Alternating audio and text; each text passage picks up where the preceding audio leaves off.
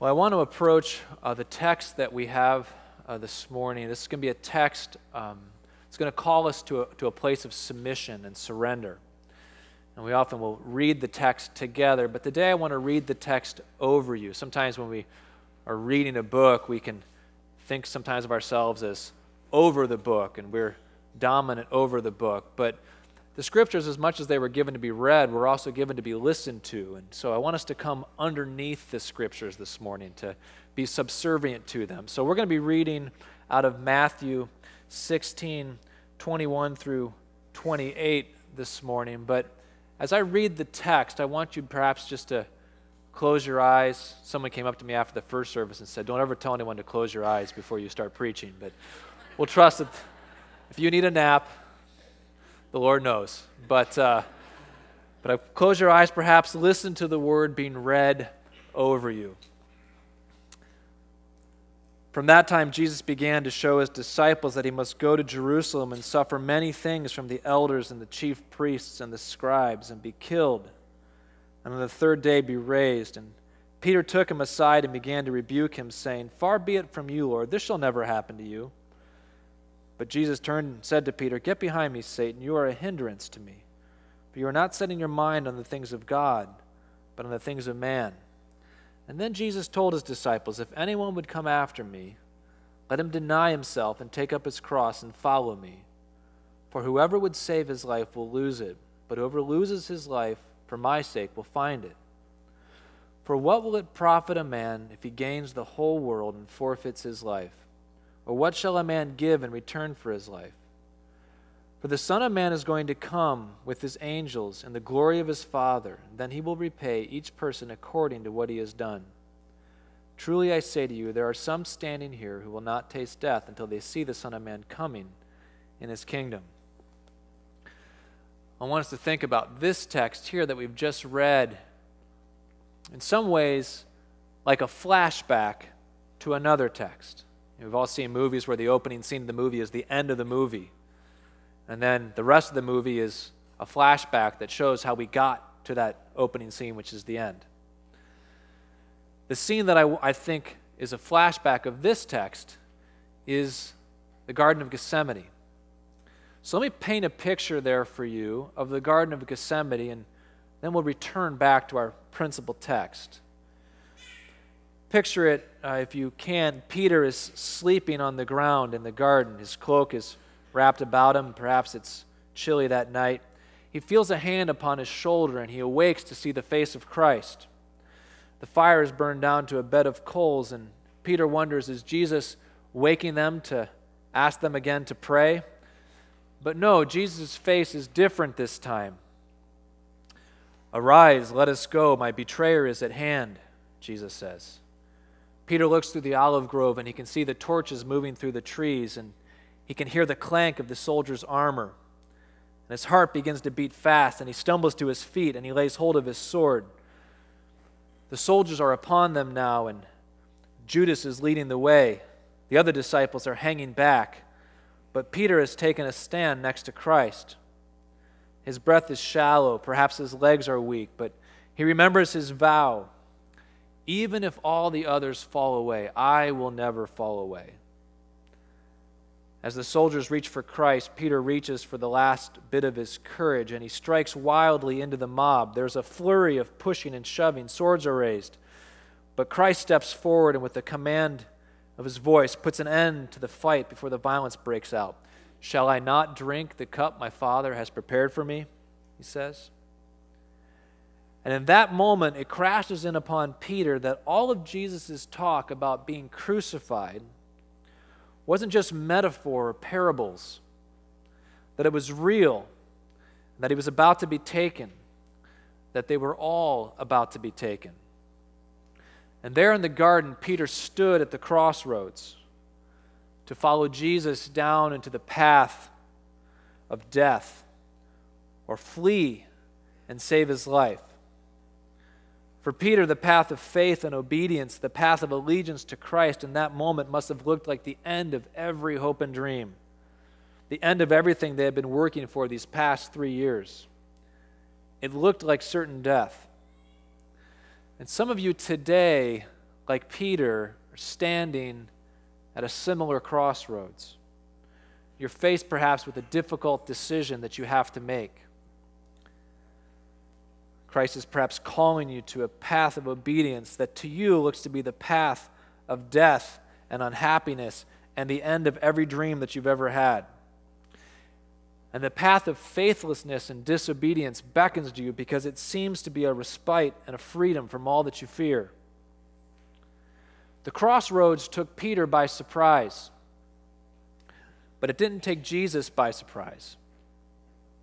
Jesus knew Peter would stand at that very point of decision, and he had warned about it, and he had spoken about it, and he had counseled about how to navigate that decision when it came. So we turn back to our principal text in Matthew 16, and we find that Jesus' counsel to Peter and the disciples, which was to prepare them for the crossroads that they would find in the Garden of Gethsemane, is also the counsel that Jesus would give to us because he knows that we too will stand at the crossroads. The crossroads of decision isn't something that just happens to us, but God sees to it that all of us will come to the crossroads. So perhaps today you're standing at the threshold of a decision. Perhaps it's taken you by surprise like it took Peter, or perhaps you've seen it coming for a long time. But nonetheless, you have to make a choice. Perhaps for most of us here, though, we're not standing at such a dramatic moment of crossroads. But we will be, we have been, or we will be again. And so in some ways, this is a bit like a sermon on perseverance in the midst of suffering. Not everyone who listens to a sermon on persevering in suffering is at a place of suffering, but we tuck away the truth of God's word for the time when we're going to need it. We will need one day to make a decision at the crossroads, and it's incumbent upon us to hear and to heed well the words of Christ so that we are prepared when that day comes. To get a sense of what's going on in our passage this morning, it might be helpful to look back into verses 13 earlier here in the chapter. We won't read it, but this is the passage where Peter confesses the great confession that Jesus is the Christ. Many have heard about this miracle worker that had been going around and were saying various things about him. Some were saying that he was John the Baptist come back from the dead. Some were saying that he was Elijah.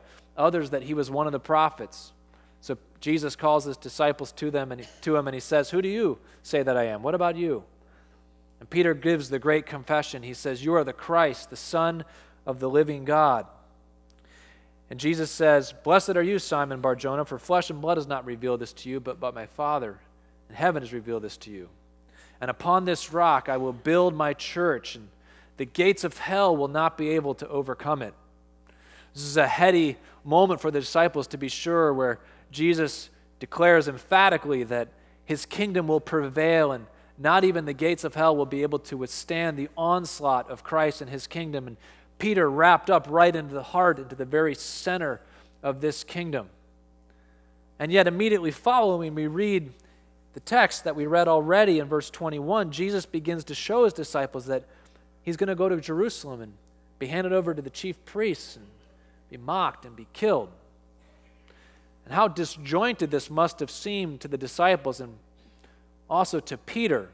I mean, wasn't Jesus just talking about glory and exaltation and conquest and victory, even over the gates of hell? And now here Jesus is talking about being crucified and killed, and Peter doesn't understand it.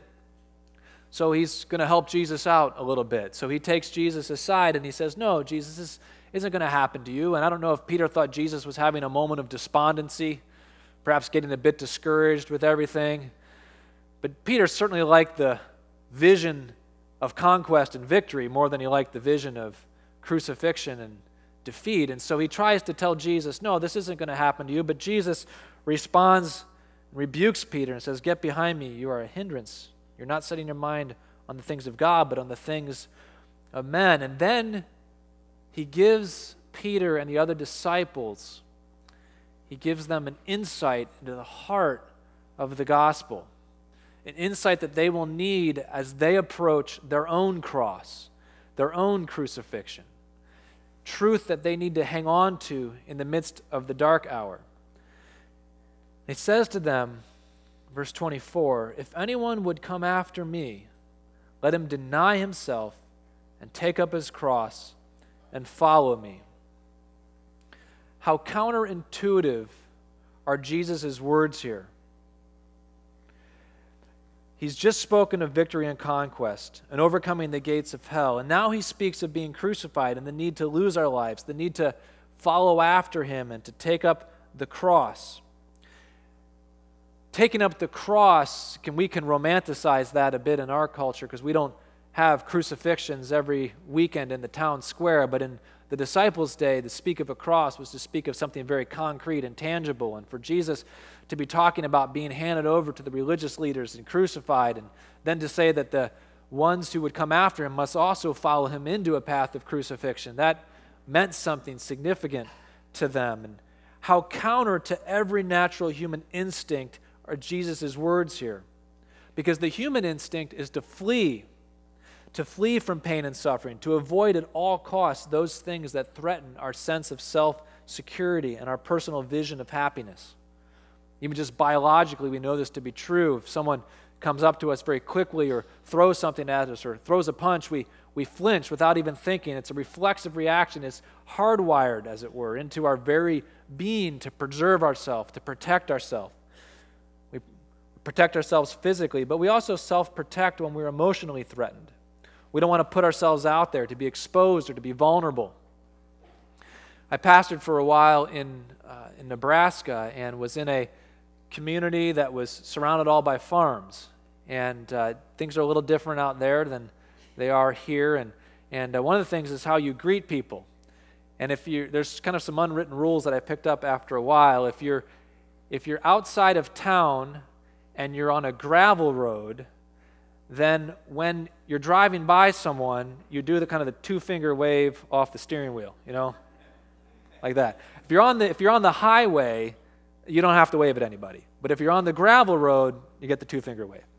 Well, I was in town. I lived in town, and I was mowing my lawn right in the parkway there, right along the road, and I'm mowing, and it was a hot morning, and I was getting sweaty, and there was a guy coming this way, and we made eye contact just as I was reaching up to wipe some sweat out of my eye, like this.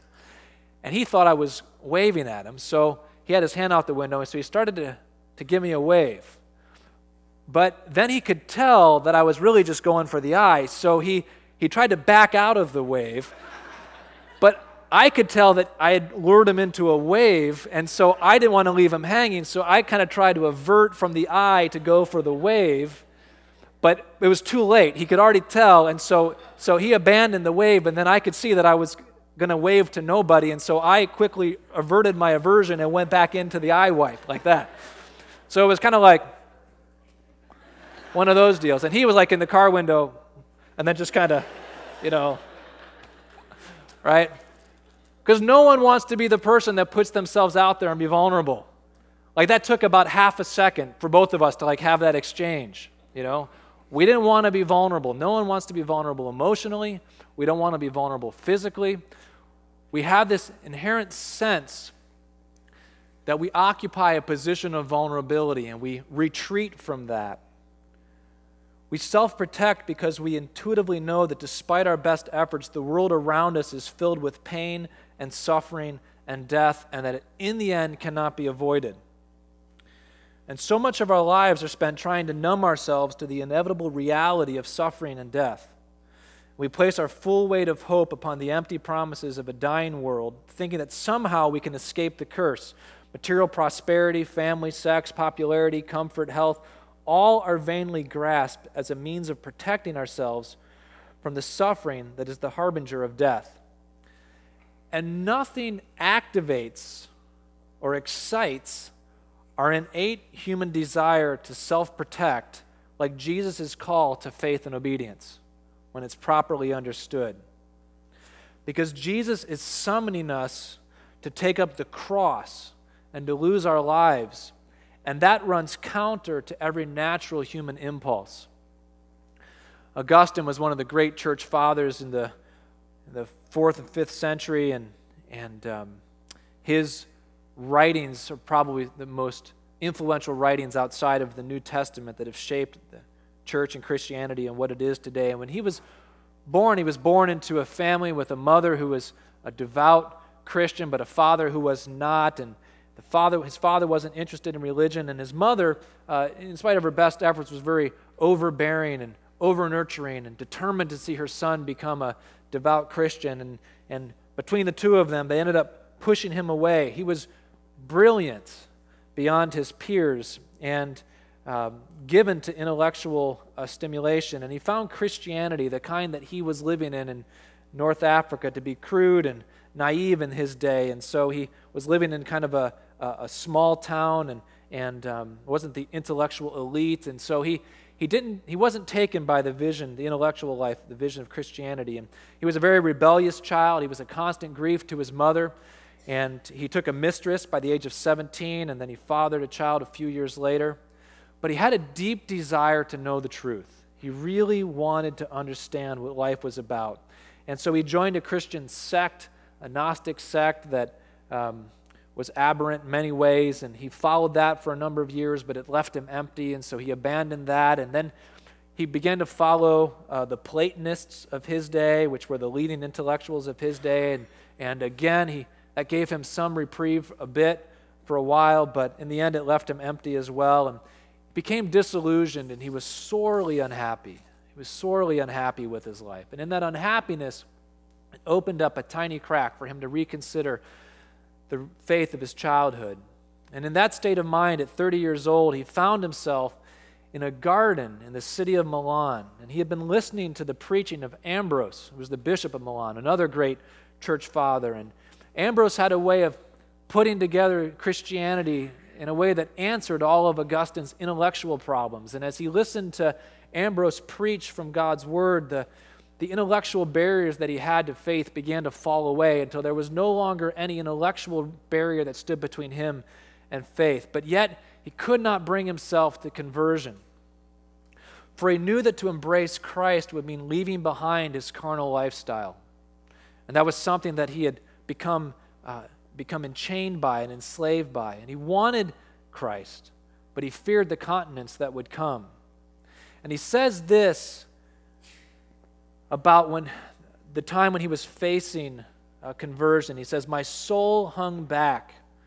It refused to follow. It feared obedience like death." And the reason that he feared obedience like death is because obedience is death. And he understood the call of Christ upon his life. He saw what it would mean.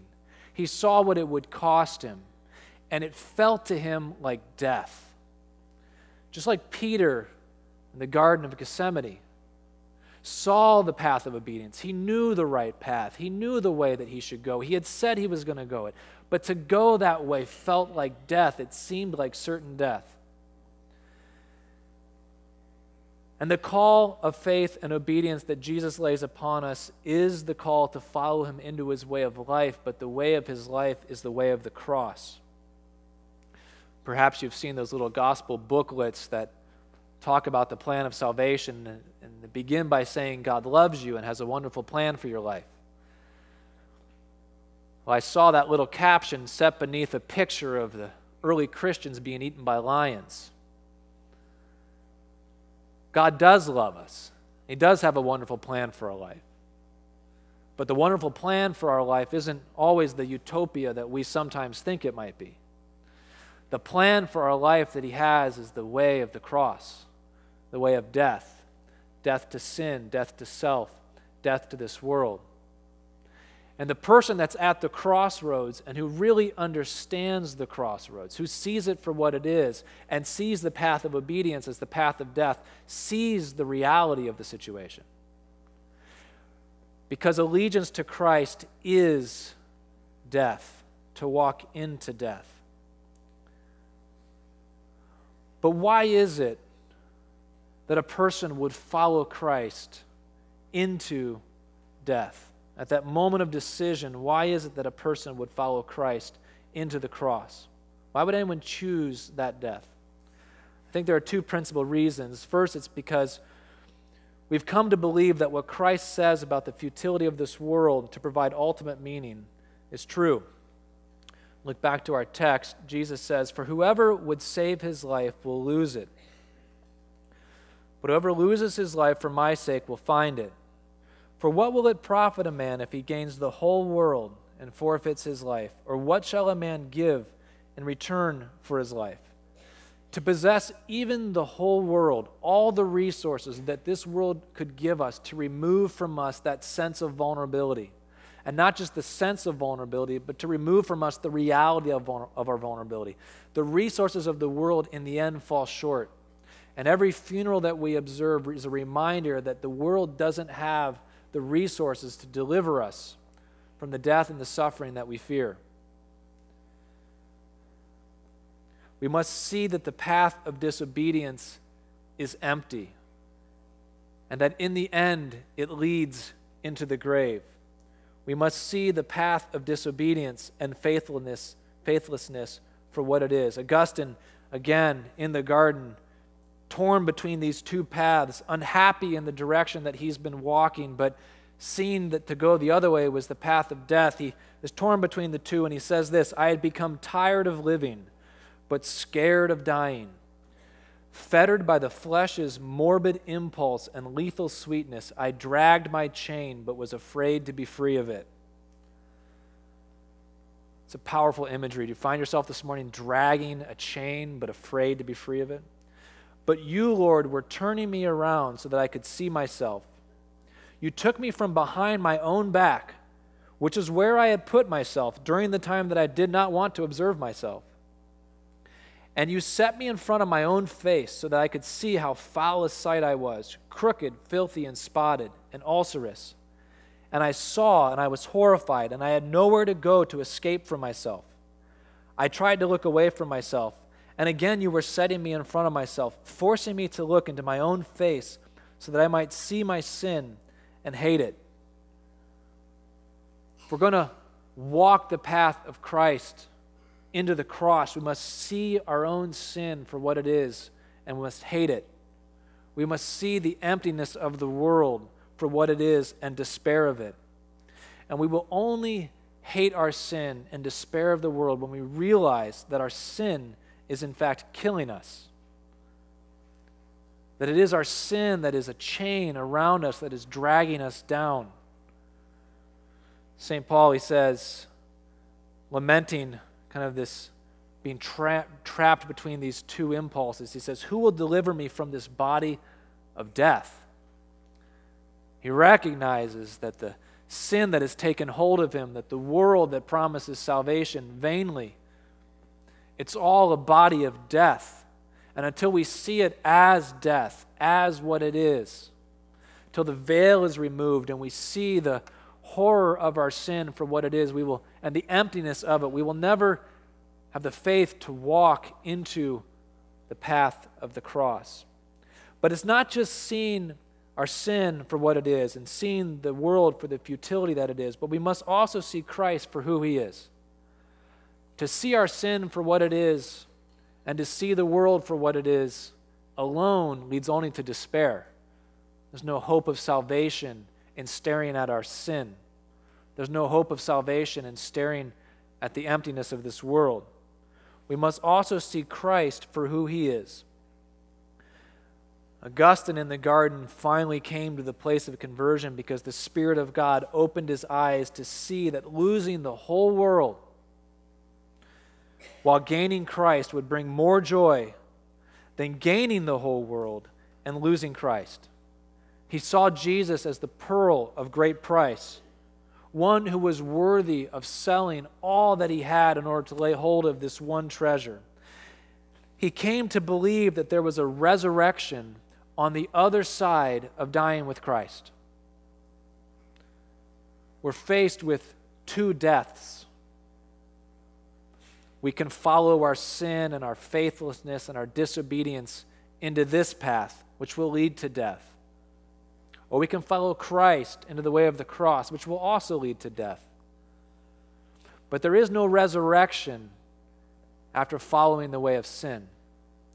But there is a resurrection on the other side of the cross. Jesus promises to make good on our death. Look here back to our passage, verse 27. For the Son of Man is going to come with his angels in the glory of his Father, and then he will repay each person according to what he has done. So Jesus gathers his disciples together to him, and he says, listen, you want to save your life, you've got to lose it. You follow the way of the world, it will leave you empty. You got to die to your own life. You got to die to the world. Follow me into death. I'm going to come in glory with all the power of heaven at my right and left hand, and I am good for it. I can compensate you for the choice that you have made. You die with me, and you will rise with me in my glory. I will give to you according to the choice you have made, to the death that you have chosen to die. But you choose this world and the things of this world, and that's where you place your hope and your salvation. And I will give you the world for your salvation and all of its decay and all of its rottenness and all of its falling into the grave. Jesus promises that there's a resurrection on the other side of death with him. But there is no resurrection on the other side of death without him. This world and everything we have and everything in it is sliding into the abyss. Christ never promised to save us from the brute fact of death.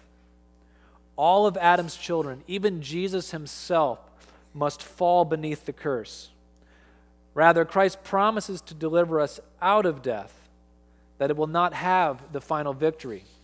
And indeed, Jesus himself is the consummate example of one who has faith to believe that there's a resurrection on the other side of the cross. Hebrews 12, 1 and 2 says that Jesus spurned the shame of the cross. He endured the cross because of the joy that was set before him.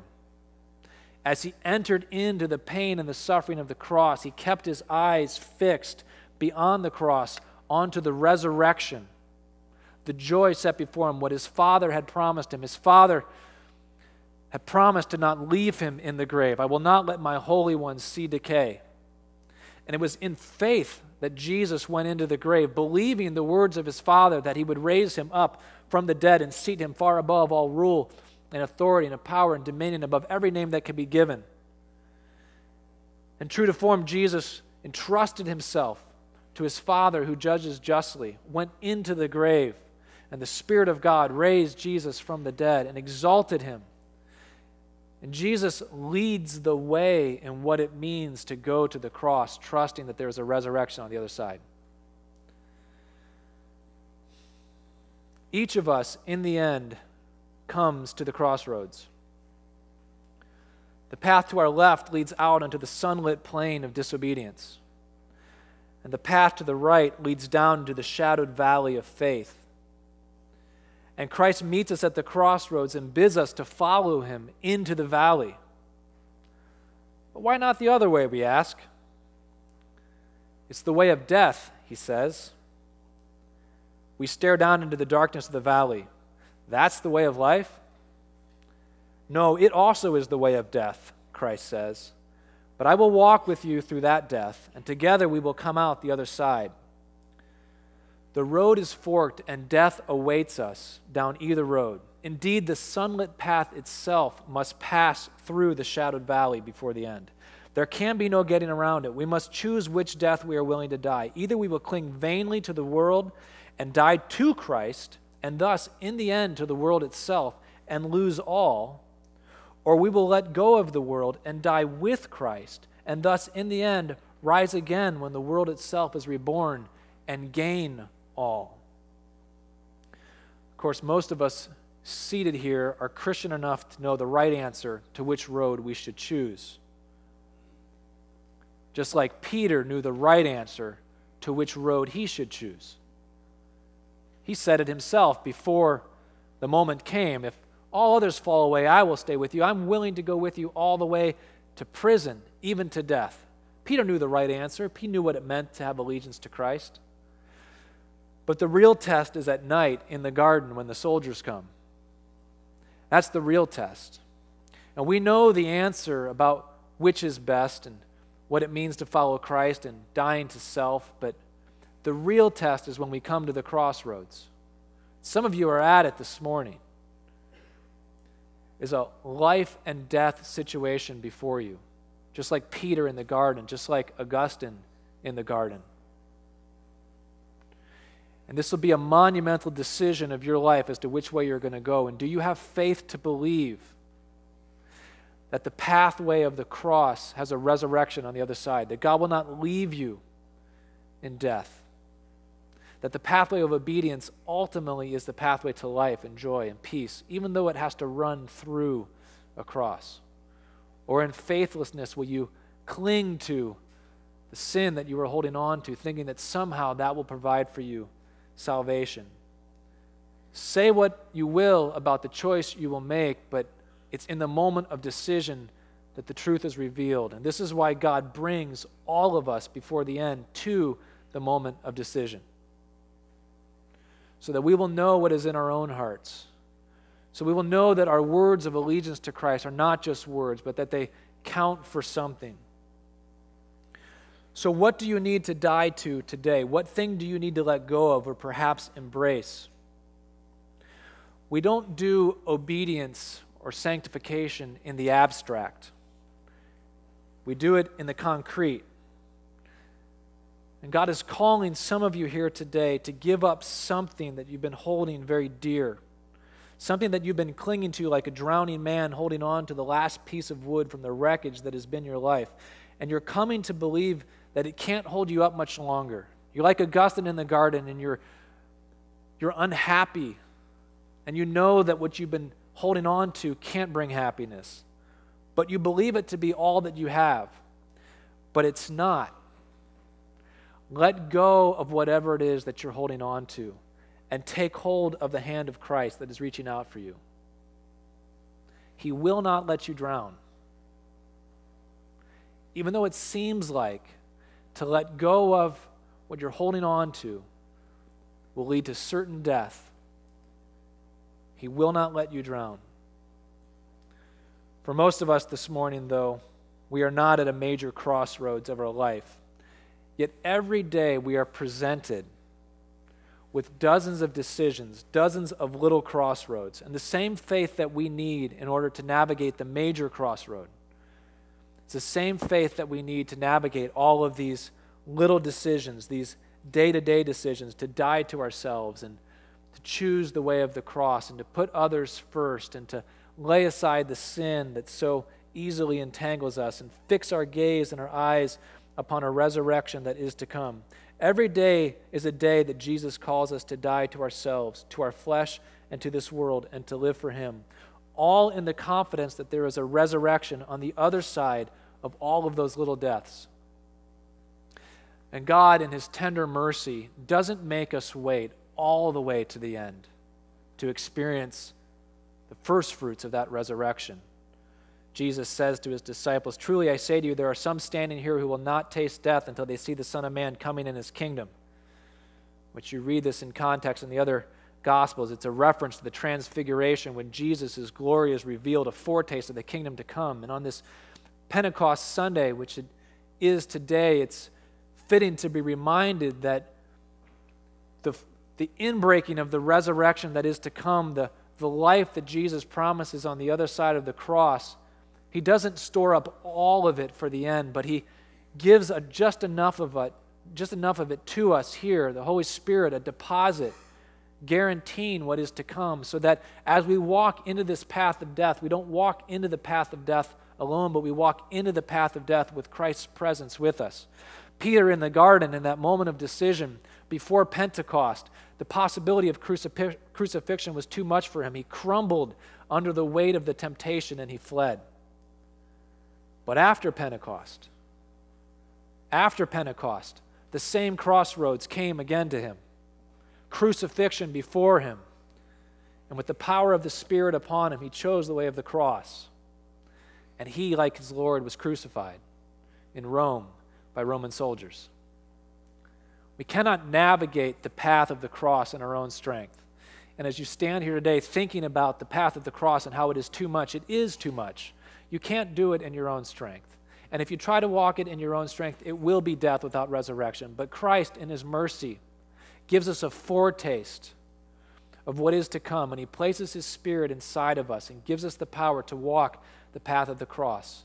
And it is that deposit, that seed that's inside of us, that as we go into the ground, is nurtured by Christ and gives full fruit to resurrection. The words of St. Gregory of Nyssa, another great church father, are true when he says, "Man cannot arrive at life except along the path of death." Seek first the kingdom of God, and all the world will be given to you. Seek first the world, and you will lose your own soul and the world.